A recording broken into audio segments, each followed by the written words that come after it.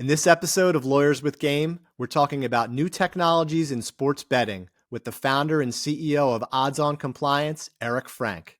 Please join us.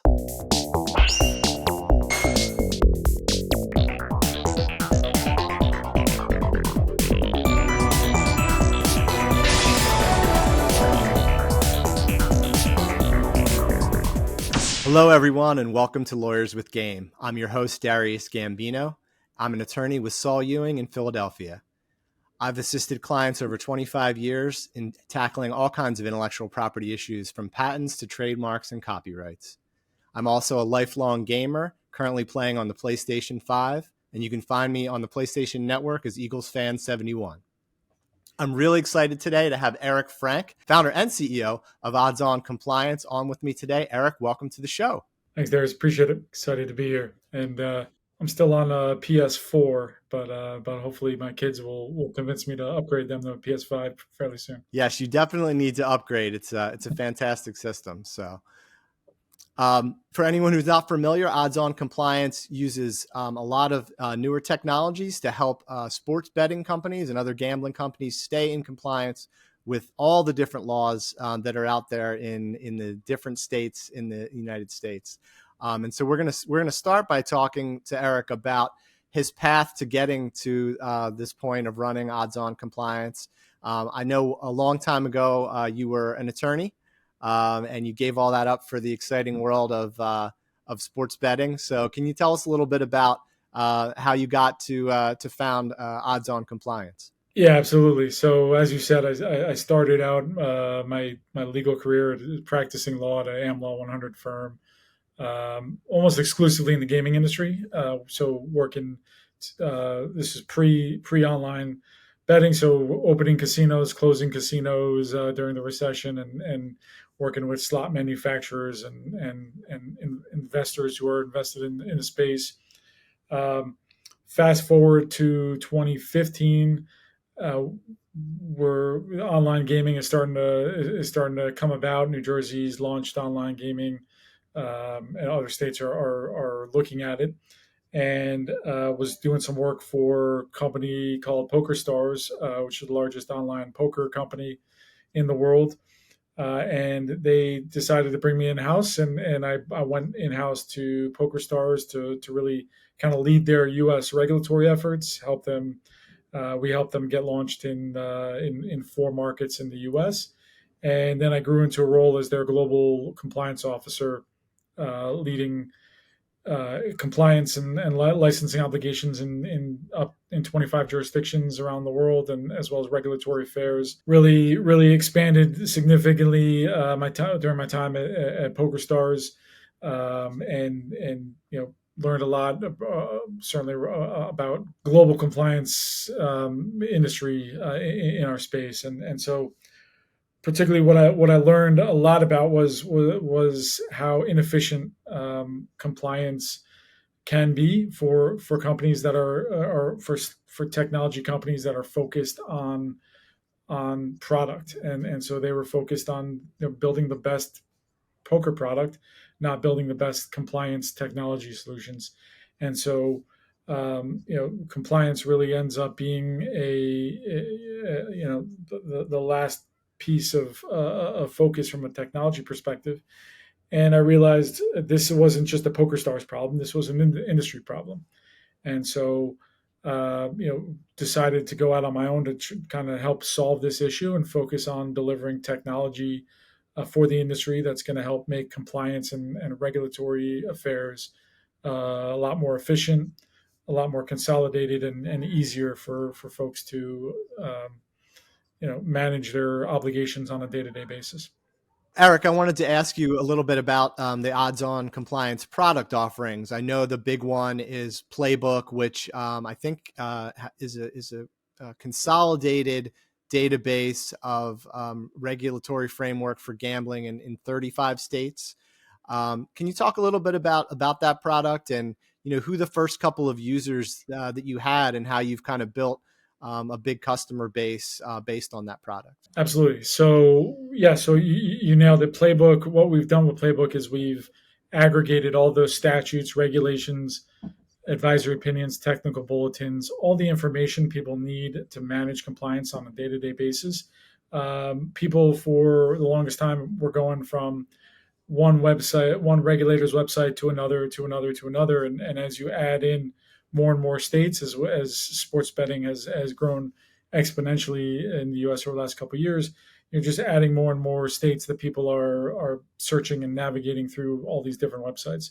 And so what we've done is we've aggregated all that information into one place. We've made the look and feel of each state exactly the same so that you know exactly where that information is, with 1 to 2 clicks of a button rather than navigating and searching through these websites endlessly. On top of that, what we've done is then we've taken the recent craze of AI technology. We were working on this over the past 2 years before kind of the OpenAI and ChatGPT blew up, but we were building an AI-based technology that allows people to ask natural language questions against all this information that sits within our content library. And so instead of asking a question about hypothetically, is it legal to wager on youth sports? That's a question someone might get in from a compliance person from a sportsbook operator may get from their trading desk, and now they have to go research across 10 or 15 jurisdictions to find that answer. With Playbook, what they can do is just ask that natural language question across all those jurisdictions and get answers within seconds that provides them the exact location within the documents that information resides, so that they're not relying on us or any AI summary. They can identify that information very quickly and efficiently and get those answers back to their trading desk or the responsible gaming team or whoever's asking those types of questions. Yeah, I think relying too heavily on AI, we've seen some of the problems that can create, including problems for some lawyers recently. But in terms of when there's close questions, when I'm looking, if I have a company and I'm looking at the database to see if I'm compliant, do you have any add-on services or any consulting services that you would provide to clients, to kind of add on to what Playbook offers? Yeah, absolutely. So we have a team of consulting experts that we have an advisory business that helps compliance operations for operators, suppliers, et cetera, across the industry. And so those advisors are the best in the field. We have former regulators, former heads of compliance from various operators. We have licensing specialists, audit specialists, revenue and financial reporting specialists, et cetera. So we offer a gamut of advisory services, and our Playbook product comes now with a certain number of hours included in it, so that if you want us to handle your research, we can do that. If you want us to double check your research, we can do that. If you want us to reach out to regulators on your behalf to get additional information, that's what those extra consulting hours can be used for sure.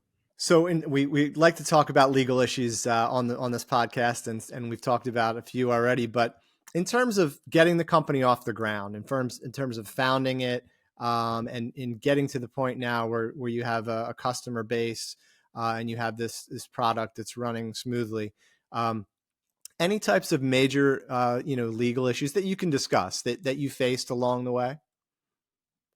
Yeah, I mean, I think what I've learned as an entrepreneur now is the value of having strong legal representation and a strong team behind you. Whether it's not necessarily controversial issues, but I don't know the first thing about IP rights or trademarks, and so having the right legal team there to kind of navigate that process. And even though I am a recovering lawyer, explaining things to me so I understand them, because I don't know the first thing about IP law and trademarks is super valuable. So to me, it's really been about every aspect of of a business, right? It's your corporate counsel when I'm raising money, and we've done that a few times and have some great investors behind us.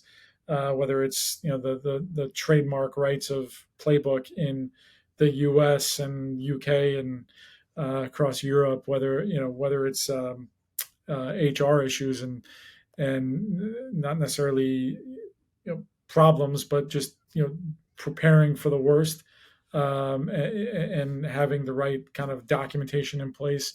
Um, I say, I've learned a lot being a gaming lawyer, and now learning a lot about every aspect of a business, and certainly it's been, you know, it's been extremely important to have the right counsel at each step along the way.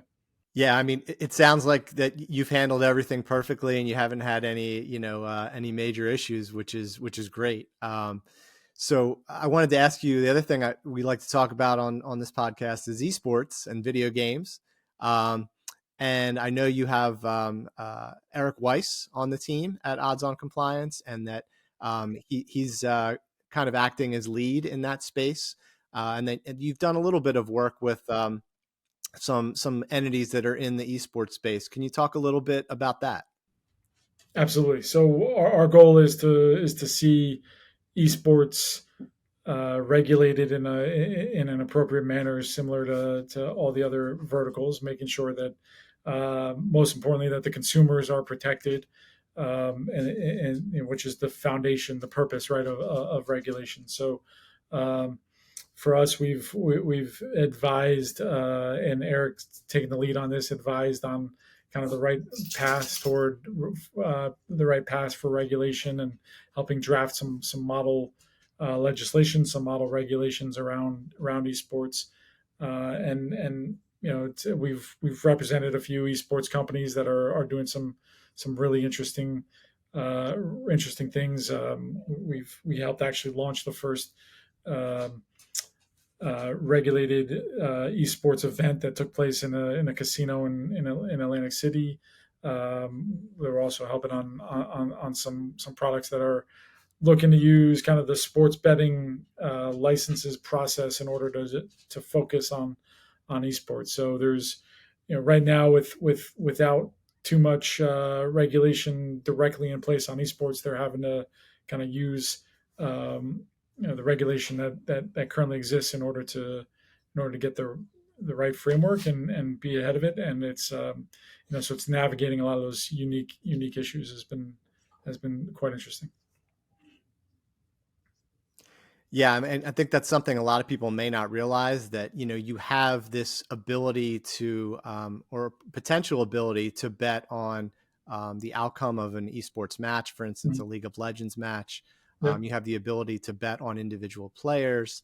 Um, in that way, that it's becoming or it can become a lot like daily fantasy sports, Mhm. but the regulations weren't really set up to deal with that scenario. So as you said, there's some things that need to happen in order for that to become as ubiquitous as Sure. traditional sports betting. Um, so I wanted to ask you about that as well. I mean, daily Mhm. fantasy sports is a huge thing these days. And can you talk about your experiences working with? I know you do work with some of the DFS companies. Mhm. Working with them through compliance issues and with Playbook.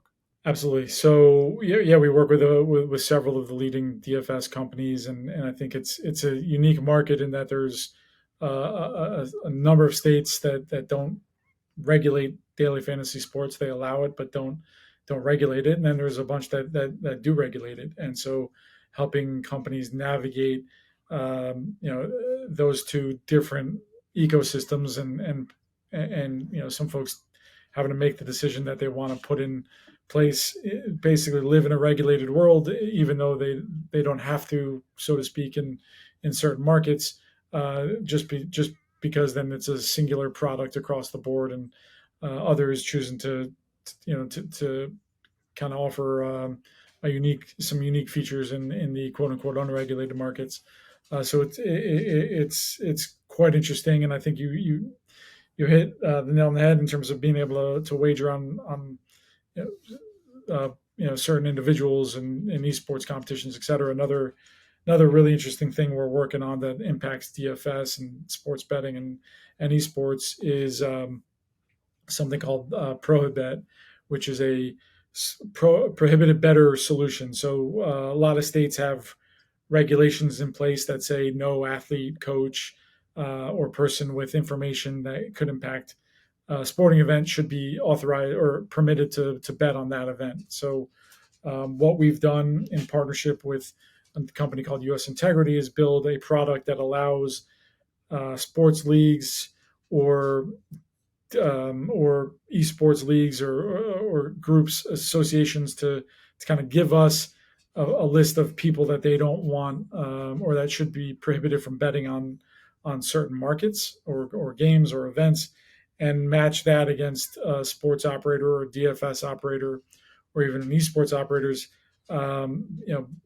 customer base to make sure that there is no person that is starting pitcher for an MLB team is placing a wager on an MLB game. So these are all kind of unique, interesting issues that come up that are in regulation, but there's really no technological solution to actually put this in to implement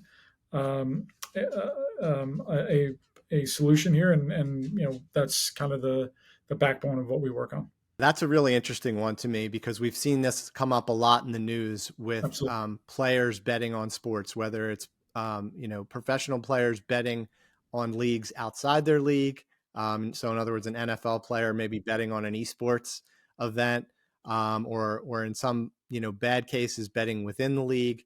And so this product, ProhiBet, as long as the players associations and the leagues are willing to upload the player information, you can use the product to cross-reference that with, say, a DFS like PointsBet or DraftKings, so that those people are not allowed to even use the service the same way that you kind of geofence people from betting that aren't in the right jurisdiction. Is that right? That's exactly it. And you mentioned kind of the legal issues we've had to navigate, and one of them is privacy, right? So what privacy rights are out there, and we're not just talking professional leagues, we're talking collegiate athletes and collegiate administrations and all that. So you bring into a whole nother level of a public university and what information are they permitted to provide. And it's been fascinating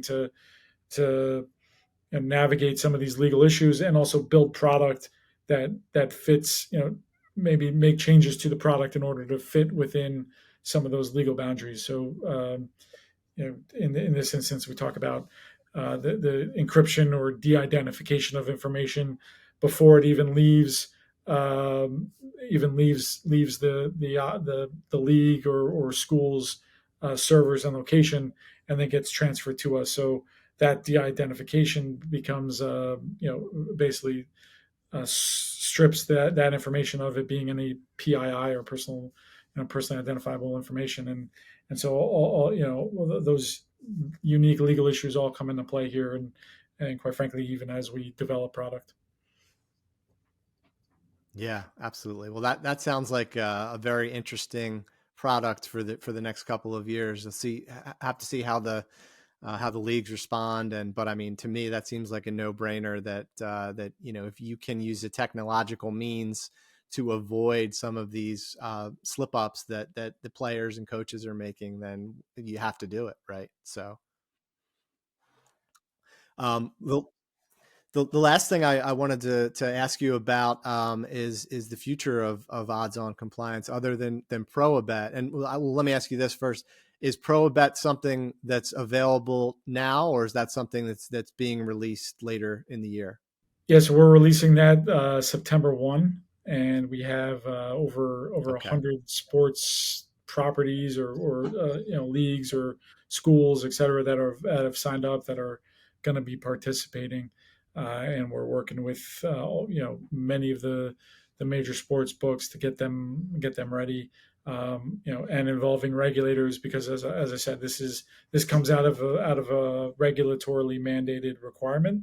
So having the regulators on board, understanding the process and what we're doing and how we're building it, and it gives them a little comfort, and it kind of gives the operators that are using the service some comfort that the regulators are kind of aware and on board with the service. So, we're excited to launch that. And in terms of next for us, we just launched Playbook Europe a couple months ago. So we've basically taken all the same thing, regulation, statutes, information that comes across. We've done 24 jurisdictions in Europe. So that just launched. We will be launching South America certainly by the end of the year. And then we ultimately, our goal from day one has always been to be the kind of the grand central station for compliance technology in our space. So we want to build a dashboard that kind of hosts either technology we build ourselves or partner with the other companies out there to offer all that offer their services within our dashboard, so that again, with the goal of making compliance more efficient, so folks can navigate to one centralized location to handle all of their compliance needs. Yeah, that's great. Really, really interesting stuff, Eric. Well, that's all the time we have for today. Please keep in mind that this series is intended to be a casual discussion of legal concepts. It is not intended as actual legal advice. If you need actual legal advice, please reach out to us and we'll be happy to help you.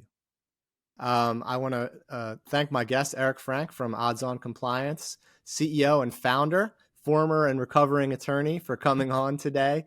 Thank you, Eric. To everyone else, if you have any questions about any of the issues we talked about today, drop them into the comments and we'll be happy to try and address them for you. Until next time, I'm Darius, and this has been Lawyers with Game. We'll see you next time.